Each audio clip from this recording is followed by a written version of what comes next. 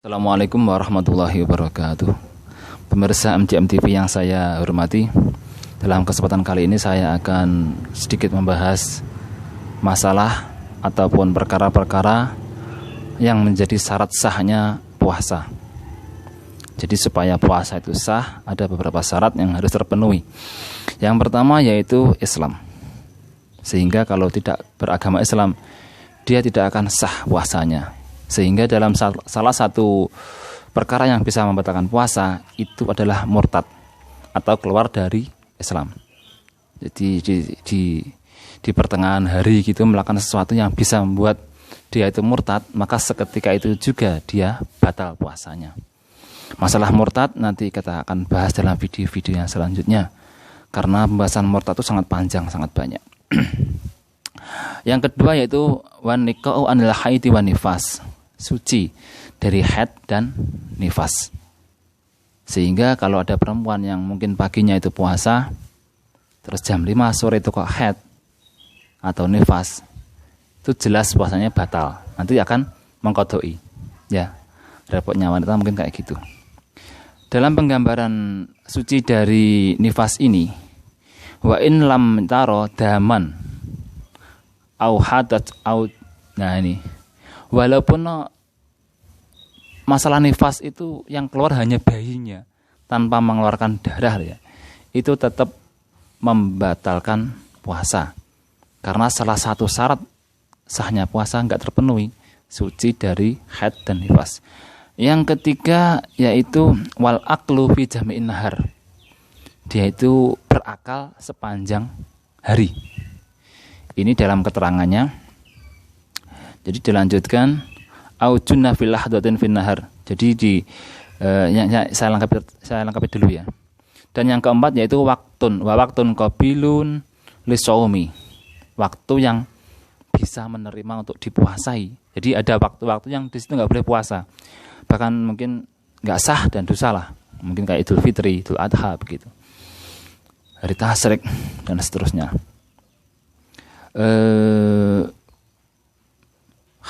Sebentar.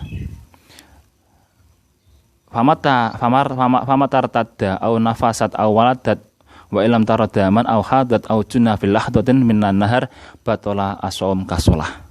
Sehingga kalau dia tuh kapan-kapan kok murtad ataupun mungkin nanti nifas ataupun mungkin nanti melahirkan atau haid atau dia tuh gila walaupun waktunya sebentar, fil lahdah itu sebentar menanahar, maka puasanya sah sebagaimana juga dengan sholat.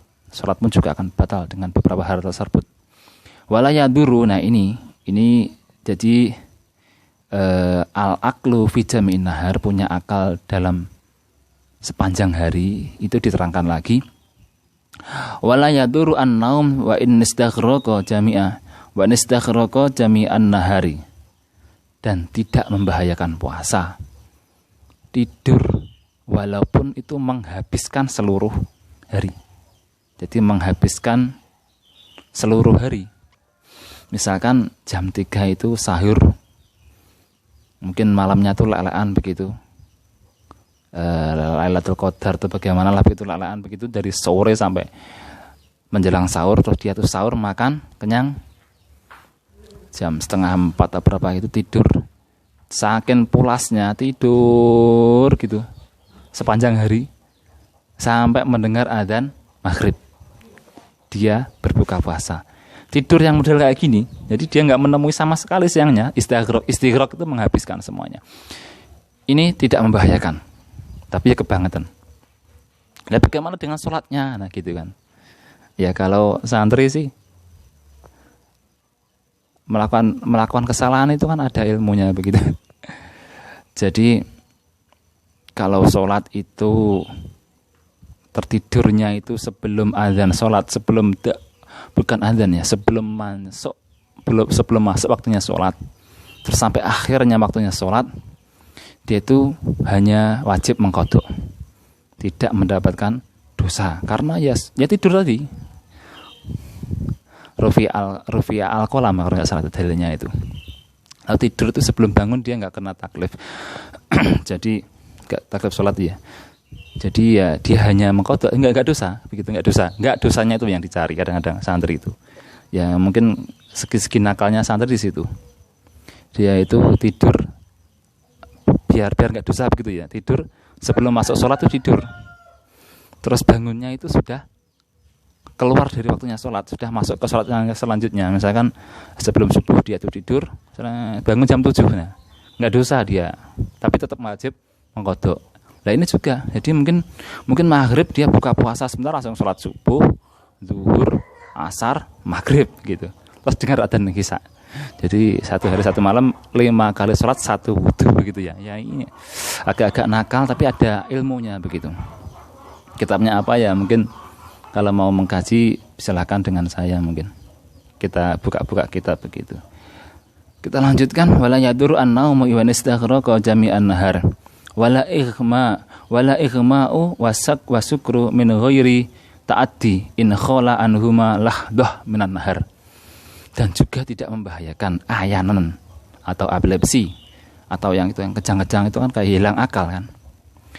Wala ighma'un wala wasukrun, dan juga mendem atau mabuk dengan penggambaran min ghairi ta'addi, tanpa popeko, tanpa ada kesengajaan ataupun keteledoran begitu.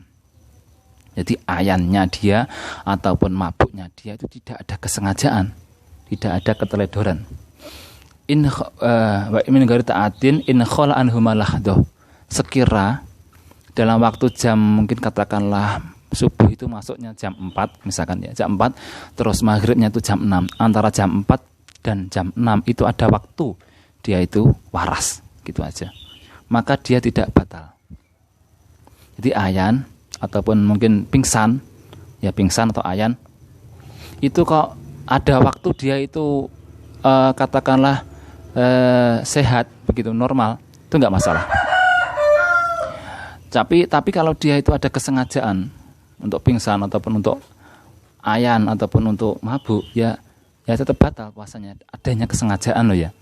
Ataupun ayannya itu sepanjang hari mulai sebelum subuh sampai maghrib, nah itu juga batal puasanya begitu. Jadi garis bawahnya itu pokoknya kalau ayan sama ya pingsan ataupun mabuk itu pokoknya ada waktu begitu.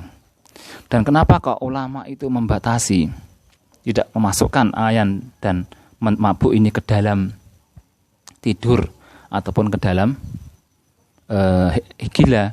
Karena memang itu tidak bisa dimasukkan ke dalam tidur dan tidak bisa dimasukkan ke dalam gila. Kalau gila itu benar-benar hilangnya akal itu total. Kalau tidur itu enggak. Dan ayan ataupun semaput ataupun itu pingsan ataupun mabuk itu tengah-tengah begitu, tengah-tengah. Kalau bahasa Arabnya itu rada panjang ini. Cuman bisa dipahami ya kayak gitu. Jadi ya kayak gitu, jadi tengah-tengahnya. Terus ada penggambaran wa kharaja biqaulina, dan dikecualikan dari kalimatnya musannaf ini min ghairi ta'addi, tanpa adanya kesengajaan. Bagaimana kalau ayan ataupun pingsan ataupun mabuk itu disengaja? Ma idza hasala lahu bi ta'addi.